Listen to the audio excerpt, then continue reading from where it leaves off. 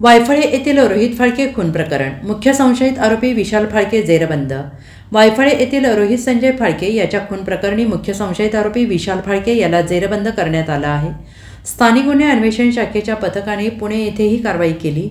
खुनाच्या घटनेनंतर अवघ्या 24 तासात आरोपीच्या मुसके आवळण्यात या पथकाला यश आलं आहे. वायफळे येथील संजय फाळके आणि विशाल फाळके यांच्या कुटुंबियांमध्ये गेल्या अनेक वर्षांपासून किरकोळ कारणांवरून वाद होत आहेत. गेल्या काही वर्षात हा वाद विकोपाला गेला होता. दोन्ही कुटुंबांनी एकमेकांना मारहाण केल्याच्या घटना घडल्या आहेत. यातूनच दोन्ही कुटुंबातील अनेकांवर यापूर्वी गुन्हे दाखल झाले आहेत.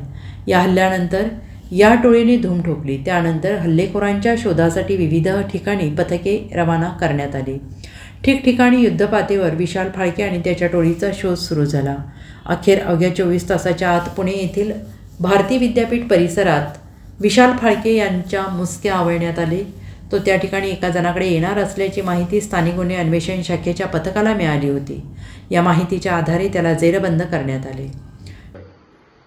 तासगाव पोलीस स्टेशन हद्दीतील वायफळे या गावात काल संध्याकाळी सुमारे 6:15च्या दरम्यान फाळके कुटुंबातील रोहित फाळके व विशाल फाळके यांच्यामध्ये पूर्वीच्या दाखल गुन्ह्यावरून वाद होऊन विशाल फाळके यांनी रोहित फाळके व त्याच्या कुटुंबातील इतर सदस्यावर त्याच्या 7 ते 8 साथीदारासह हल्ला करून त्यांना जखमी केले होते व ते पुण्याच्या दिशेने पळून गेले होते. काल संध्याकाळी तासगाव पोलीस स्टेशन येथे त्यांच्याविरुद्ध गुन्हा दाखल करण्यात आलेला आहे.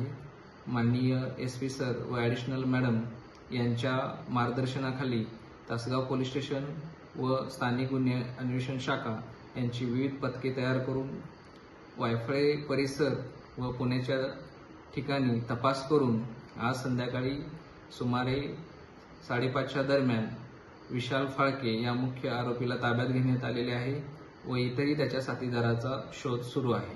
Bureau report SBN Marathi Vayphale.